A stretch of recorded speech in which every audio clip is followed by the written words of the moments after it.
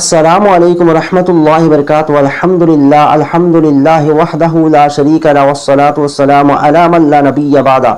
সুপ্রিয় দর্শক শ্রোতারা, আমি পূর্বে একটা ভিডিওর মধ্যে বলেছি নামের গুরুত্বের ব্যাপারে।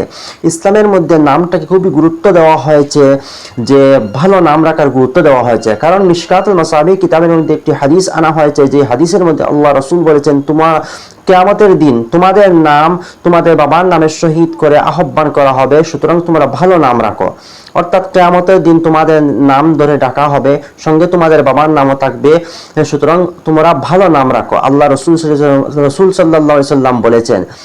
এই জন্য রসুল করিম সাল্লাল্লাহু আলাইহি সাল্লামের যুগে যখন একটা বাচ্চার জন্ম নিত, তখন আল্লাহ রসুলের কাছে সেই বাচ্চাকে যখন আনা হতো, তখন তাহনিকের পরে আল্লাহ রসুল সেই বাচ্চার নাম নিজের নামের সহিত রাখতেন, কিংবা ভালো একটা নাম রাখতেন।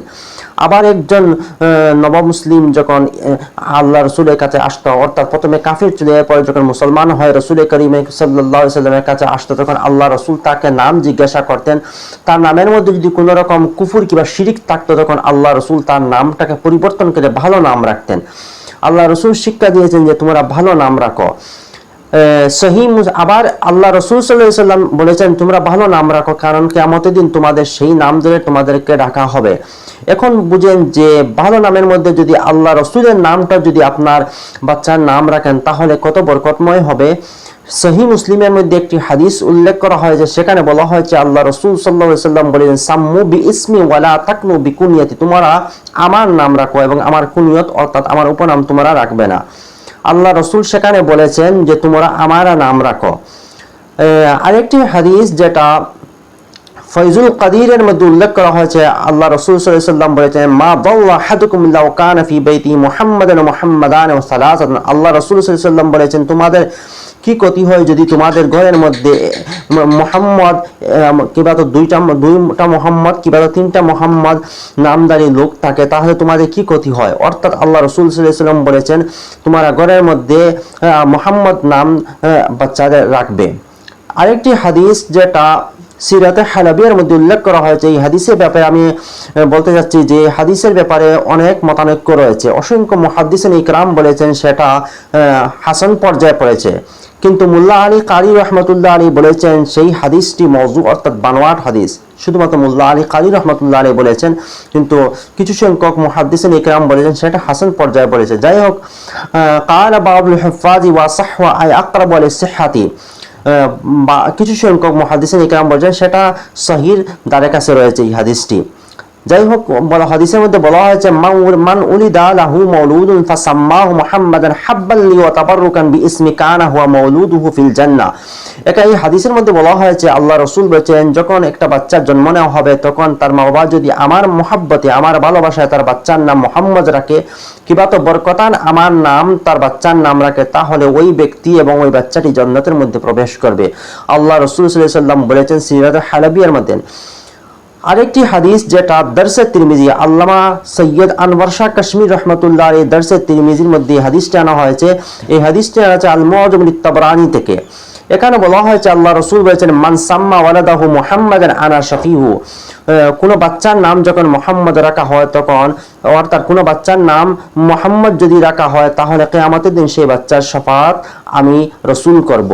এই হাদিসের মধ্যে বলা হয়েছে। তাহলে দেখেন আল্লাহ রসুলের নামটা রাখা কত বড় বরকতময় একটা বিষয়। সিরাতে হালাবিয়ার মধ্যে আরেকটি হাদিস আনা হয়েছে যে ইজা কানা ইয়াউমুল কিয়ামাতি নাদা মুনাদিন, যখন কিয়ামতের দিন হবে তখন একজন আহ্বানকারী আহ্বান করবে, ইয়া মুহাম্মদ, হে মুহাম্মদ, কুম, দাঁড়াও, ফাদখুলিল জান্নাতে বিগাইরি হিসাব, হে মুহাম্মদ দাঁড়াও এবং বিনা হিসাবে জান্নাতে প্রবেশ করো। ফায়াকুমু কুল্লু মান ইসমুহু মুহাম্মদ, তখন হাসরের মধ্যে ওই সব লোক দাঁড়িয়ে যাবে যাদের নাম মুহাম্মদ পৃথিবীতে ছিল। ইয়াতাওয়াহুম আন্না নিদা লাহু, তারা এই ধারণা করে দাঁড়িয়ে যাবে যে হয়তো আমাকে আহ্বান করা হইতেছে। যাদের নাম মুহাম্মদ পৃথিবীতে ছিল সবাই এই ধারণা করে দাঁড়িয়ে যাবে যে হয়তো আমাকে ডাকা হইতেছে। ফালি কেরামাতে মুহাম্মাদিন লা ইয়ামনুন, সবাইকে মুহাম্মদ নাম থাকার কারণে মুহাম্মদ নামের সম্মানে সবাইকে জান্নাতের মধ্যে প্রবেশ করানো হবে, কেউ জান্নাত থেকে বাদ পড়বে না। এই হাদিসের মধ্যে উল্লেখ করা হয়েছে, যেটা সিরাতে হালাবিয়ার মধ্যে উল্লেখ করা হয়েছে। যাই হোক, আল্লাহ রসুল সাল্লাল্লাহু আলাইহি সাল্লামের নামের মধ্যে অসংখ্য বরকত রয়েছে। যতটুকু বরকত রয়েছে তা প্রকাশ করা কিন্তু অসম্ভব, কারণ আল্লাহ নিজেই এই নামটা পছন্দ করে নবী করিম সাল্লাল্লাহু আলাইহি সাল্লামের নাম রেখেছেন। যার নাম, যিনি শাফাআতকারী হবেন হাশরের ময়দানে, উনার নামের বরকত কতটুকু হবে সেটা বর্ণনা করা অসম্ভব। আরেকটি কিতাবুশ শিফা মধ্যে ইমাম মালিক রাহমাতুল্লাহ বলেন, ক্বালা মালিকুন সামিতু আহলা মক্কা ইয়াকুলুনা মা মিন বাইতি ফীহিম ইসমু মুহাম্মদ ইল্লা মা রাযাকু ওয়া রিজকু জিরানিহিম। উনি বলেন, যখন মক্কার মধ্যে আমি ইমাম মালিক রাহমাতুল্লাহ বলেন, আমি শুনেছি মক্কাবাসীর তারা বলতে থাকেন, যে ঘরের মধ্যে মুহাম্মদ নাম ওয়ালা মানুষ থাকে সেই ঘরের মধ্যে আল্লাহ রাব্বুল আলামিন রিজিক দান করেন এবং এই নামের বরকতে তাদের প্রতিবেশী লোকেরাও রিজিক পায়। সুতরাং দেখতে থাকেন যে আল্লাহ রসুলের নামের মধ্যে কতটুকু বরকত রয়েছে।